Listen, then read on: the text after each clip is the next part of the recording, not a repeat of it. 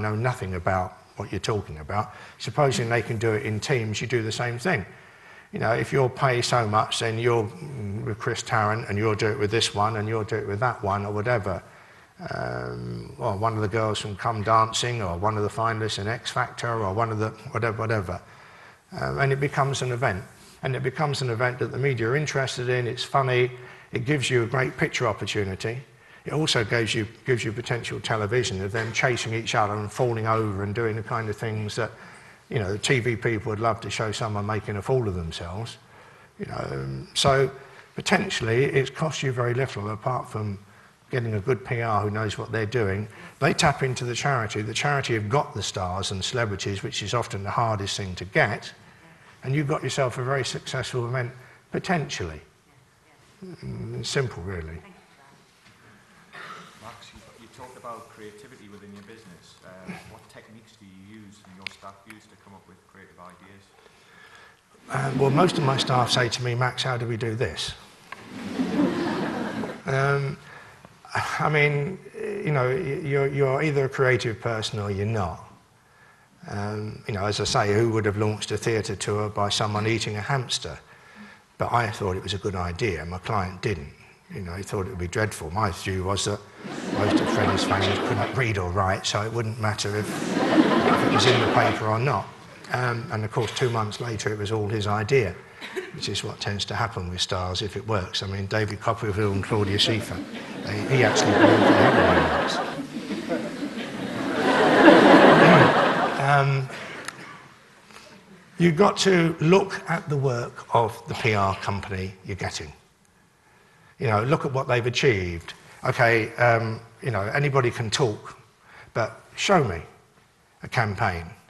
You know, whatever your business is, you know, have a look and see what they've done. Because that will show you, hopefully, that they're creative.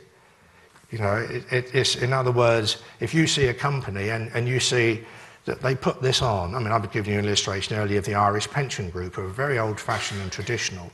What has a charity golf thing got to do with us? And I showed them. But I could also show them what we've done before with other events and other things of a not dissimilar nature. So you won't know that they're creative until obviously they're working for you. The only safeguard you've got is look at their track record. You know, go to them and say, okay, show us what you've done with other clients. And if you're talking to 2 or 3 or 4, hopefully there's, you know, 1 or 2 things there that will trigger it off thinking, yeah, well, that was good, that was creative. I mean, you know, how do you know if anybody's creative? And you talk to them. And you talk to them and you say, okay, this is my product. I'm having difficulty, this is what I need.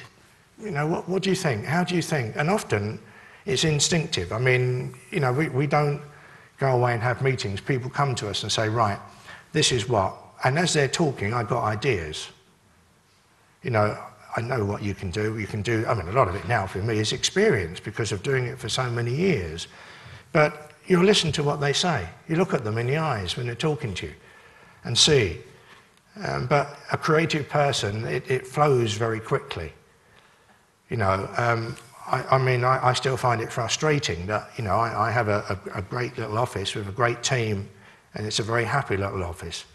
But when I sit there sometimes and say to them, right, that's what we're doing, what do you think we could do?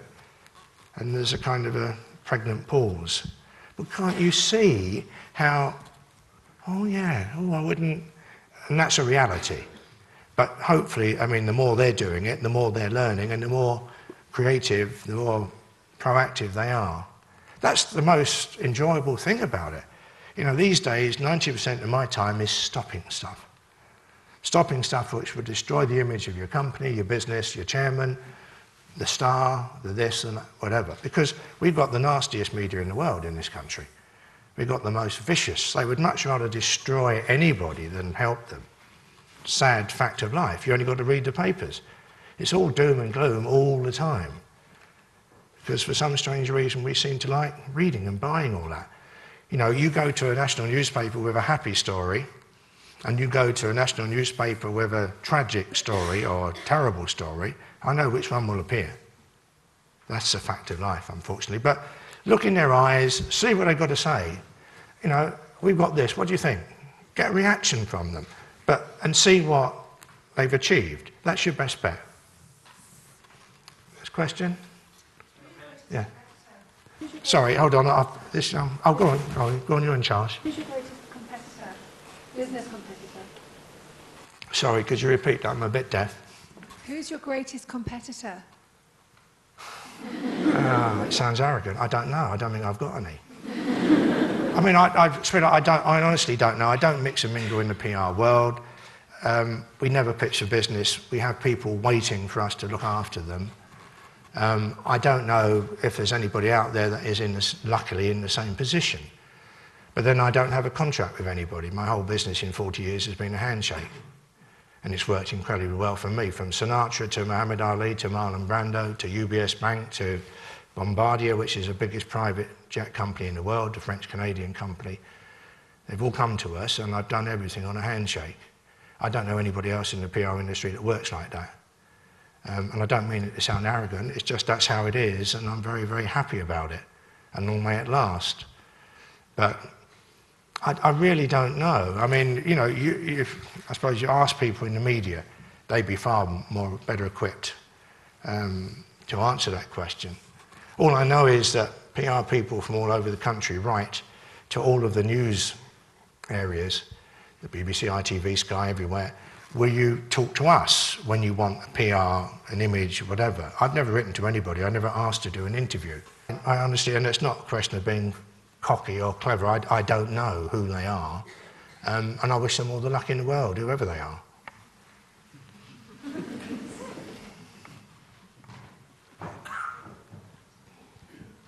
It's just a question about how you get paid by clients. Do they pay up front, or do they pay once you've delivered results, or do they pay a retainer fee to keep you on there? There's how I work financially. Yeah, how they pay for your services, whether they pay up front, yeah, whether they pay that's on fine. Delivering results or a retainer fee. Fine, okay. I charge 1 month at a time in advance. My minimum fees start at £20,000 a month. I only have a small company, it's only 10 of us, and we've normally got about 15 accounts at any one time. So that's the basis of the business, and normally it's a minimum of 6 months. You know, we're just about to launch a new restaurant in London, and that would be the normal and new online setup that's going out.